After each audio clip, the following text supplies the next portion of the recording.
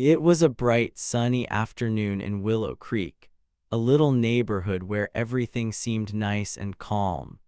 The birds were singing happy songs, flying from tree to tree. The grass on every lawn looked green and shiny, like someone had polished it just for fun.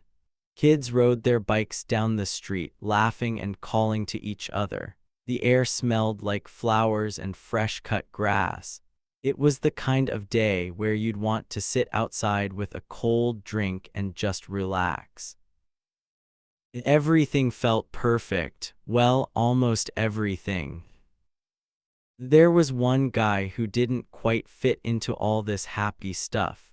His name was Jake. Jake was a regular guy, or at least that's what everyone thought. He lived in a small house with a big porch, and all he wanted to do was sit there and enjoy his day. He had just bought a new fan, a shiny silver one that spun around and made a soft little hum. It wasn't loud or fancy, just a simple fan to keep him cool while he sat outside. Jake loved that fan. He'd set it up on his porch, plug it in, and watch it spin while he sipped lemonade. Sounds nice, right? No trouble, no fuss, just a guy and his fan. But here, where things get tricky, Jake had a neighbor named Karen. Now, Karen wasn't like most people in Willow Creek. She didn't just live there, she acted like she owned the whole place. Every house, every yard, every single blade of grass, she thought it all belonged to her. Karen was the boss of the HOA, which stands for Homeowners Association. That's a group of people who make rules about how the neighborhood should look and what everyone should do. Most folks in Willow Creek didn't mind the HOA too much. They liked having neat yards and quiet streets. But Karen, she took it way too far. Karen walked around like a queen in a castle. Her nose was always up in the air and her eyes were sharp, looking for anything she didn't like. If someone's trash can was out too long, she'd yell. If a kid left a toy in the yard, she'd complain. If a dog barked even once, she'd write a big angry note about it. She carried a little clipboard everywhere, scribbling down things she thought were wrong. People called her the HOA queen behind her back, but no one dared say it to her face. Karen loved giving orders. She'd point her finger and shout, "Fix that mailbox," or "Mow your lawn right now." Most people just sighed and did what she said. It was easier than fighting her. Jake, though, he wasn't like that. He didn't jump when Karen barked. He didn't care about her clipboard or her loud voice. He just wanted to sit on his porch with his fan and relax. But Karen didn't like that one bit. The second she saw that fan spinning on Jake's porch, her face turned red. She marched over, her shoes stomping on the sidewalk, and stared at it like it was the worst thing she'd ever seen. "What is that?" she snapped, pointing at the fan. Jake looked up from his lemonade and smiled. "It's a fan, Karen," he said, nice and calm. "Keeps me cool." Karen didn't like calm, she didn't like nice. She crossed her arms and glared. "It's ugly," she said, "and it's too loud. It's ruining the neighborhood." Jake tilted his head and listened. The fan wasn't loud at all, just a soft little hum, quieter than the birds. But Karen didn't care about facts. She cared about being in charge. "Take it down," she ordered, like Jake was one of her servants. Jake didn't move. He just took another sip of his drink and said, "Nah, I like it." That made Karen mad, really mad. Her eyes got big and her cheeks puffed up like a balloon about to pop. No one said no to Karen. Everyone in Willow Creek knew that. If Karen told you to do something, you did it. That's how it worked. She'd yell and stomp and complain until you gave in. Most people thought Jake was crazy for talking back. He's too nice, they whispered to each other. He's too quiet, Karen's gonna crush him. They figured Jake was just another pushover, someone who'd bow his head and do whatever she wanted in the end.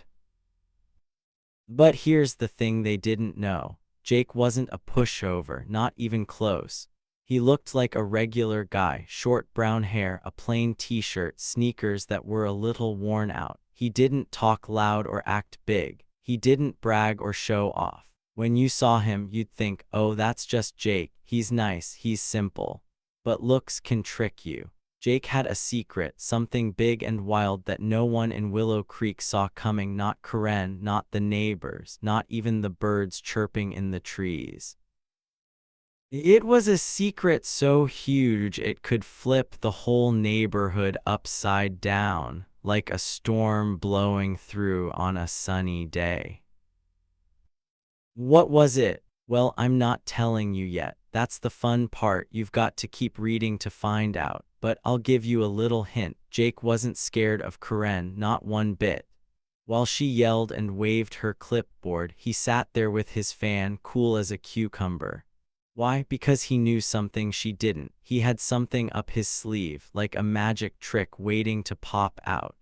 The neighbors thought he was weak, but they were wrong. Karen thought she could boss him around, but she was wrong too. Jake was playing a game, and he was way ahead of everyone. Imagine this, a quiet guy with a fan sitting on his porch watching the world go by. Next door, a loud lady who thinks she's the boss of everything. She's yelling, he's smiling. She's stomping, he's sipping lemonade. It's like a tug-of-war, but Jake's not even pulling yet. He's just waiting, letting Karen think she's winning. The neighbors are watching, whispering, wondering what's going to happen. Will Jake give in? Will Karen win? Or is something bigger coming? Something that'll make everyone's jaw drop? That's where this story starts, right on that sunny afternoon in Willow Creek. The birds are still singing, the lawns are still sparkling, and Jake's fan is still spinning. Karen's ready to fight, and Jake's ready to, well, you'll see. It's not just about a fan anymore. It's about secrets and surprises, about who's really in charge. Everyone thought they knew Jake, but they didn't. They thought Karen ruled the neighborhood, but maybe not for long. So what do you think Jake's secret could be? Is he hiding something funny, something sneaky, something that'll make Karen wish she'd never messed with him? Stick around, because this story's just getting started. We've got a nosy HOA queen, a chill guy with a fan, and a twist so big it'll blow the whole neighborhood wide open. You don't want to miss it, I promise. Let's keep going and see what happens next. Ready? Here we go. Karen had it out for Jake from the very first day he moved into Willow Creek. She didn't like him, not one bit, and that fan, oh, she hated it more than anything. It sat there on Jake's porch, spinning quietly, blowing a little breeze his way. To Jake, it was perfect, but to Karen, it was like a monster in her perfect little world. It's too loud, she'd yell, her voice high and squeaky, even though the fan barely made a sound. If you stood close, all you'd hear was a soft hum like a cat purring. But Karen didn't care about that. She didn't care about what was real. She just wanted to be mad. One day, Karen had enough. It was a hot afternoon, and Jake was sitting outside, sipping his lemonade, watching his fan spin. The sun was bright and the air was sticky, but Jake looked happy. Karen didn't like happy, not when it was Jake. She stormed over from her house next door, her feet stomping so hard you'd think the ground would crack. Her face was red, her eyes were big, and she held her phone tight in her hand like it was a weapon. She stopped right in front of Jake's porch and pointed at the fan. "This thing is a problem," she shouted. "It's a disturbance and I'm done with it." Jake looked up at her, his eyes calm and steady. He didn't jump or frown, he just sat there, cool as a breeze. Karen glared at him like he'd done something awful, like he'd broken every rule in her book. "I'm calling 911, she snapped, waving her phone in the air.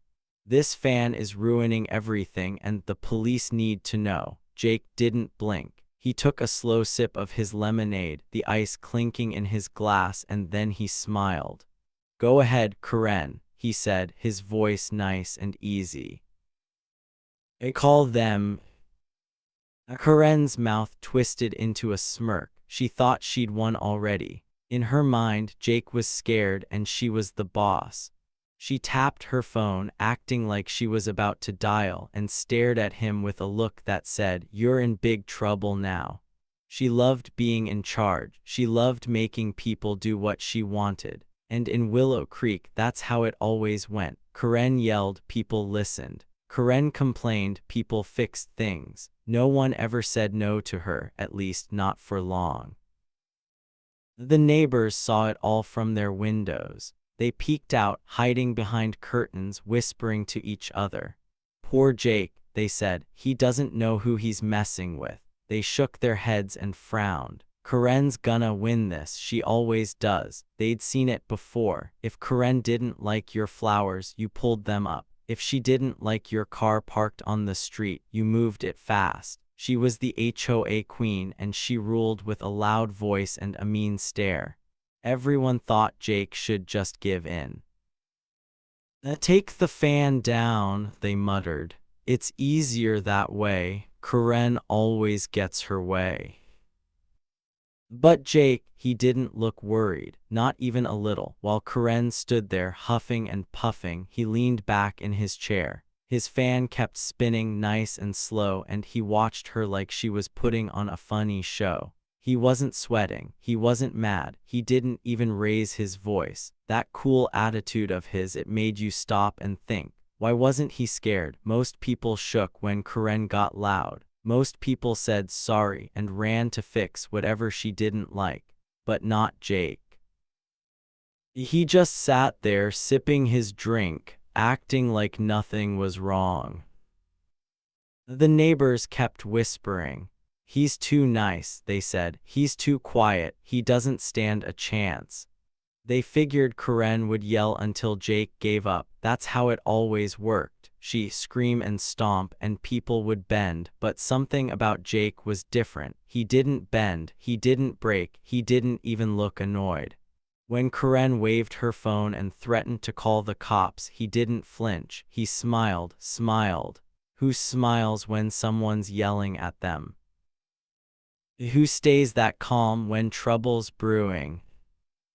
It made you wonder, what was going on in Jake's head? Why wasn't he afraid of Karen? She was loud and bossy, and she had the whole neighborhood under her thumb. But Jake didn't care. He didn't jump when she barked. He didn't run when she glared. Something about the way he acted made you think he knew something big. Karen thought she was winning, but maybe she was. Maybe Jake had a trick up his sleeve, something she didn't see coming. Picture it, Karen standing there, her face all red and angry, her phone ready to call 911 over a little fan. And Jake just chilling, his feet up, his drink cold, his eyes twinkling like he was in on a secret joke. The fan hummed between them, quiet and steady, while Karen's voice got louder and louder. The neighbors watched, waiting for Jake to cave. They thought he'd say, "Okay, Karen, I'll take it down," just like everyone else did. But he didn't. He stayed cool, and that coolness, it was strange. It was like he wasn't just fighting about a fan. It was like he was waiting for something bigger. What did he know that Karen did? Why was he so relaxed when she was so mad? The tension was building, like a storm cloud rolling in slow and dark. Karen thought she was in control, but maybe she was. Maybe Jake was letting her yell on purpose. Maybe he wanted her to call 911. The neighbors didn't get it. They thought he was weak, but what if he was? What if he was stronger than anyone knew? That's where the real fight started, not with fists or big words, but with something quieter, something snaky. Karen had it out for Jake, and she wasn't going to stop. But Jake, he wasn't sweating it. He had a plan, or maybe a secret, and it was hiding right there in his calm little smile. What was it? You'll find out soon, I promise. This was just the beginning, and things were about to get wild. Days went by after Karen first yelled at Jake about his fan, but she didn't stop. Oh no, Karen kept her war going strong. She was like a bulldog with a bone, she wouldn't let it go. Every day she found a new way to bug Jake. One morning she'd bang on his door so loud the whole street could hear it. "Take that fan down," she'd shout, her fist thumping like a drum. Jake would open the door sleepy-eyed and just nod. "Morning, Karen," he'd say nice and calm, then shut the door again. That made her even madder. The next day she tried something else. She'd scribble nasty notes on little pieces of paper. "Your fan is ugly," one said. "It's too loud and awful," said another. She'd sneak over and stick them on Jake's porch right where he'd see them. The notes were mean, written in big angry letters with a red pen. Did Jake get mad? Nope. He picked them up, read them with a tiny smile, and tossed them in the trash. Then he'd sit back down by his fan, sipping his lemonade like nothing happened. Karen wasn't done yet. She got sneaky. She started talking to the neighbors, trying to get them on her side. She'd march up to their houses, her clipboard in hand, and cry, "Jake, ruining our peace." She'd wave her arms and point at his porch. "That fan is a problem. We can't let him keep it." Some neighbors nodded, too scared to argue. "Yeah, Karen's right," they'd mumble. A few even joined her, standing on her lawn, shaking their heads at Jake's house. "He's gotta stop," they'd say. Karen grinned, thinking she was building an army. But Jake, he didn't budge, not one bit. He'd see Karen banging on his door and he'd just wave hello through the window. He'd find her notes, fix his fan if it wobbled, and go right back to his day. When the neighbors stared and whispered, he'd give them a friendly nod, like they were all pals. "Hey there," he'd call out, his voice easy and light. The fan kept spinning, humming its quiet song, and Jake kept chilling. It was weird, really weird. Why didn't he fight back? Why didn't he yell or take the fan down? Everyone wondered, but no one asked. Then one morning, something strange happened. The sun was just coming up, painting the sky pink and orange. Jake was on his porch, like always, sipping coffee now instead of lemonade. Karen was up too, already mad. She stood on her lawn, phone in hand, dialing 911 again. "Yes, hello," she barked into it. "That awful fan is still here. It's a disturbance. Send someone now." Her voice was loud, bouncing off the houses. She didn't even look around. She was too busy ranting. That's when it happened. A police car rolled up, slow and quiet, its lights off. The tires crunched on the street and it stopped right in front of Karen's house, not Jake's. Two cops stepped out, their faces serious. They didn't walk toward Jake's porch. Nope. They headed straight for Karen's front door. Jake saw it all from his chair. He leaned back, watching, and a tiny grin crept up on his face.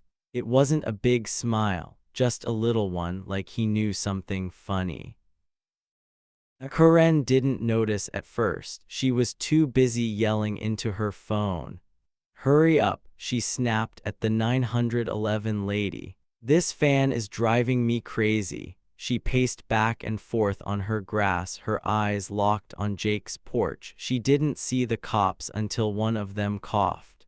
"Ahem," he said, standing right behind her. Karen jumped, spinning around so fast she almost dropped her phone. "What?" she yelped, her face turning pink.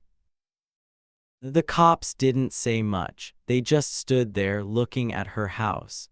One pulled out a little notebook and started writing something down. The other peeked at her windows like he was checking for clues. Karen blinked, confused. "Why are you here?" she asked, her voice wobbly now.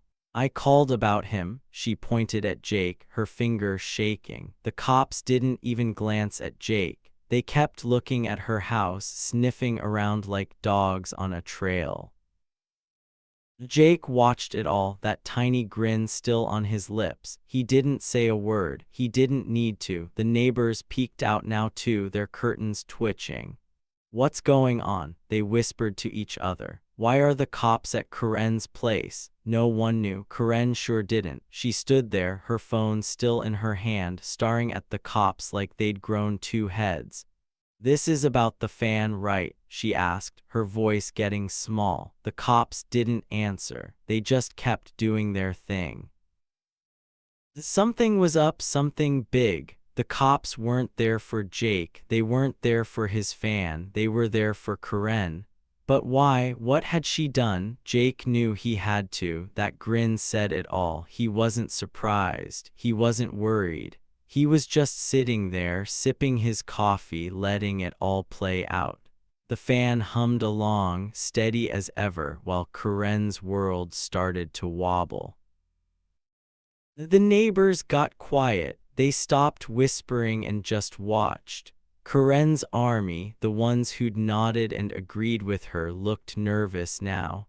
"What's happening?" one asked. "I don't know," said another. They didn't dare go near Karen anymore. She was alone, standing on her lawn, the cops poking around her house. She'd been so loud, so sure she'd win, but now she looked lost.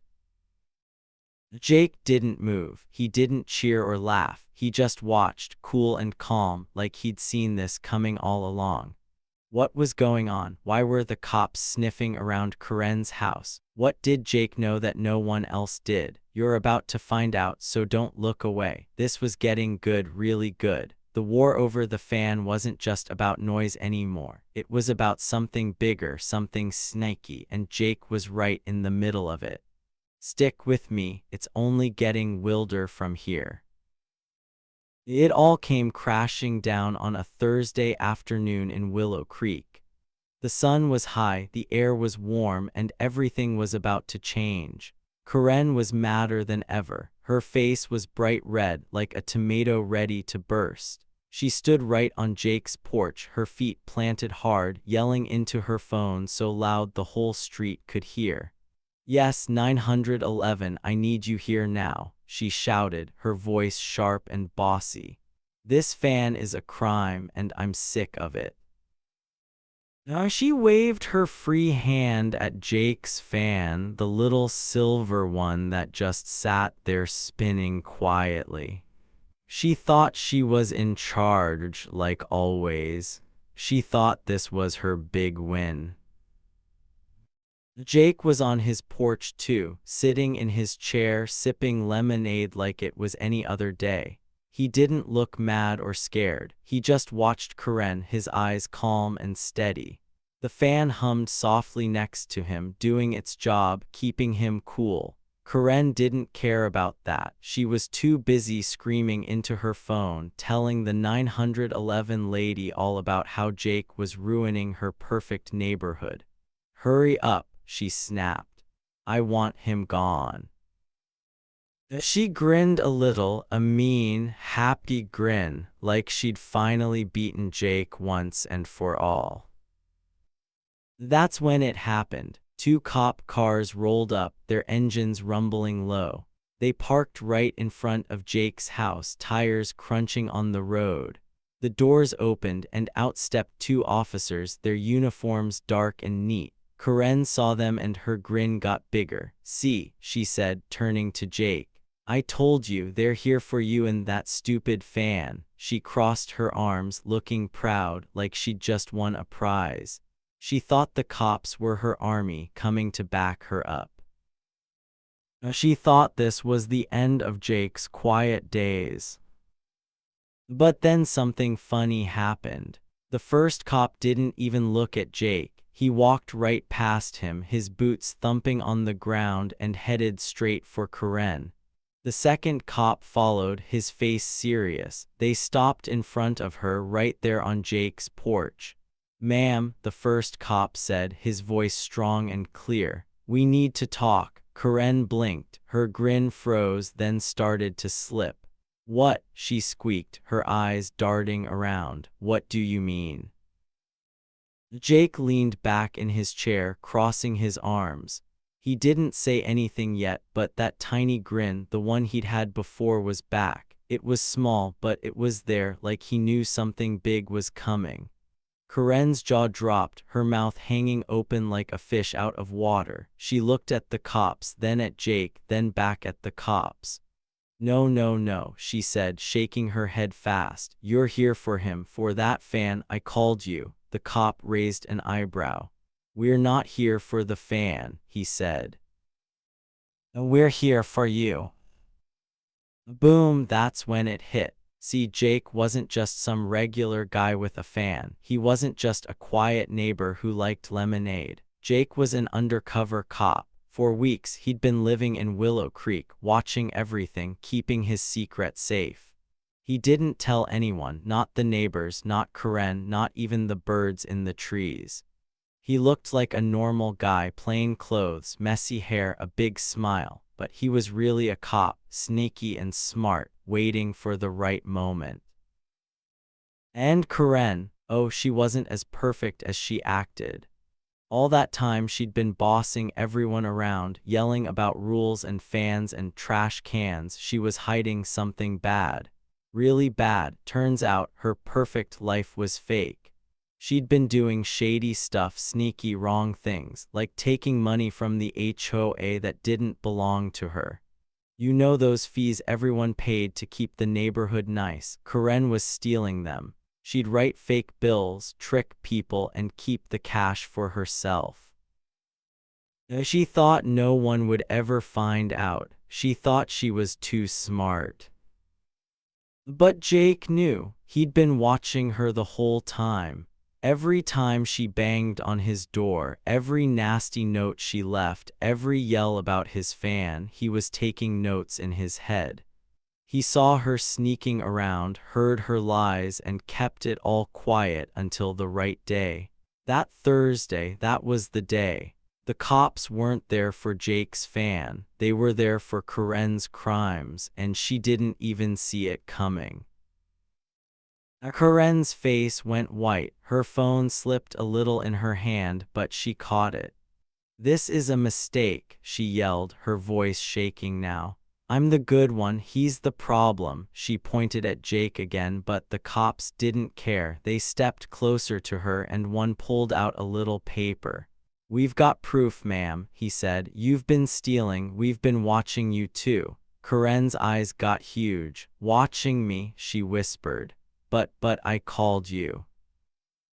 Jake finally stood up. He put his lemonade down and walked over, his arms still crossed.